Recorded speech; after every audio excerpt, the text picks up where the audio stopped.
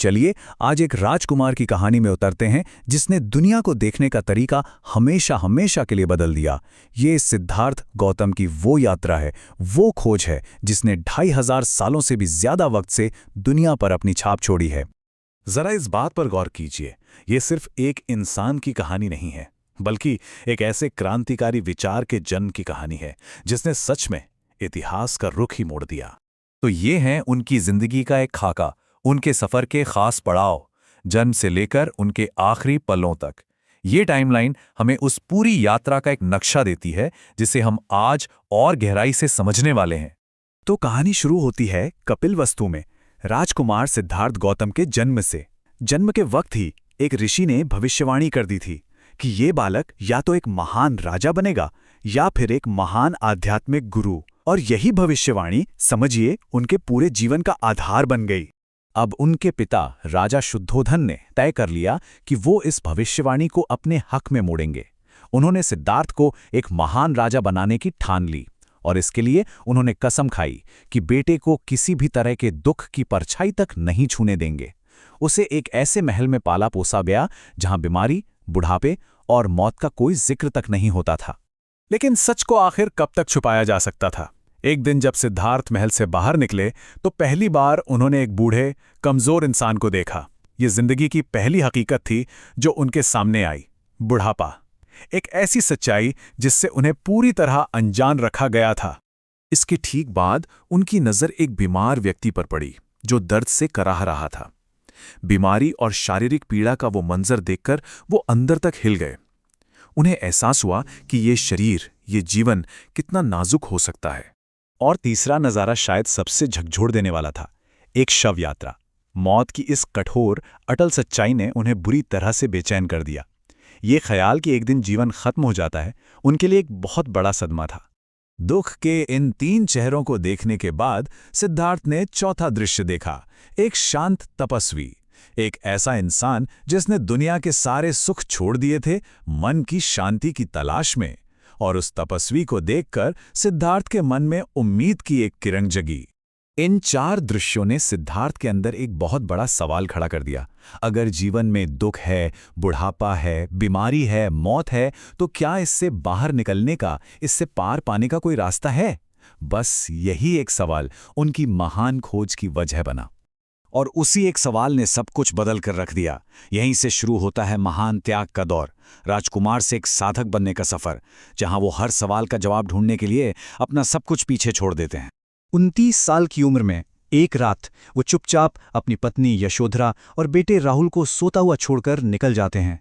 महल से दूर जाकर वो अपने राजसी बाल काट देते हैं, एक साधक का वेश धारण कर लेते हैं।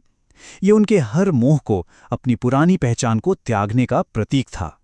अब ये बड़ा दिलचस्प है, उन्होंने जीवन के 2 बिल्कुल अलग छोर देखे। एक तरफ था महल का बेइंतहा ऐशो आराम, और दूसरी तरफ अगले 6 सालों तक उन्होंने कठोर तपस्या की। इतना कठिन उपवास किया कि शरीर में सिर्फ हड्डियां और खाल बची थीं। उन्हें लगा कि शायद शरीर को कष्ट देकर सत्य मिल जाएगा, पर ना तो भोग में जवाब मिला, ना ही तपस्या में। इन दोनों रास्तों पर चलने के बाद उन्हें एक बहुत बड़ी बात समझ आई। उन्होंने महसूस किया कि असली रास्ता ना तो बहुत ज्यादा भोगविलास में है और ना ही शरीर को कष्ट देने में, बल्कि इन दोनों के बीच में है। और इसे ही मध्यम मार्ग कहा गया, संतुलन का रास्ता। मध्यम मार्ग की इस समझ के साथ सिद्धार्थ अब अपने सफर के आखिरी और सबसे जरूरी पड़ाव पर पहुंचे। उन्होंने बोधि वृक्ष के नीचे ध्यान लगाया और यही जगह उनकी अंतिम और सबसे बड़ी लड़ाई का मैदान बनी। पूरे 49 दिनों तक उन्होंने एक अटूट संकल्प के साथ ध्यान किया। उन्होंने कसम खाई कि जब तक परम सत्य का ज्ञान नहीं हो जाता, वो उस जगह से नहीं उठेंगे, चाहे कुछ भी हो जाए।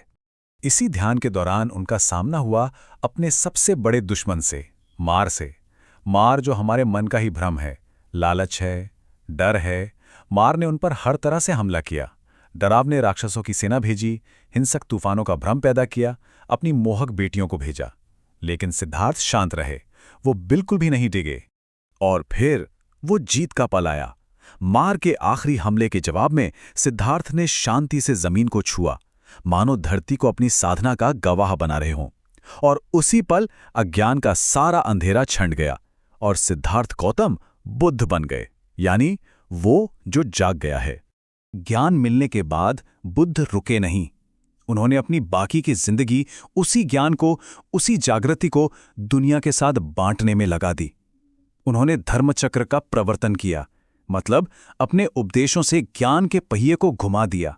अगले 45 सालों तक बुद्ध ने पैदल ही पूरे उत्तर भारत की यात्रा की।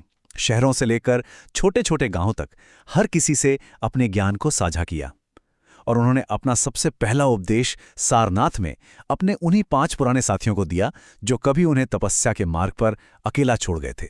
उनकी सबसे बुनियादी शिक्षा 4 आर्य सत्य के नाम से जानी जाती है। यह असल में एक बहुत ही सरल और तार्किक तरीका है जीवन को समझने का। पहला, ये मानना कि जीवन में दुख है। दूसरा, ये समझना कि दुख का कारण हमारी इच्छाएं और मोह हैं। तीसरा, ये जानना कि इस दुख को खत्म किया जा सकता है। और चौथा, उस दुख को खत्म करने का एक रास्ता भी है, जिसे अष्टांगिक मार्ग कहते हैं। उनकी शिक्षाओं ने एक ऐसी विरासत की नींव रखी जो आज तक कायम है। तो अब देखते हैं कि उनके आखिरी दिनों ने और उनके काम ने दुनिया पर कैसा असर छोड़ा। 483 ईसा पूर्व में 80 साल की उम्र में बुद्ध ने परिनिर्वाण प्राप्त किया। अब ये सिर्फ शरीर का अंत नहीं था, बल्कि जन्म, मृत्यु और पुनर्जन्म के चक्र से पूरी तरह आज़ादी थी। ये वो परम शांति है जिसे सिर्फ एक जागा हुआ इंसान ही पा सकता है।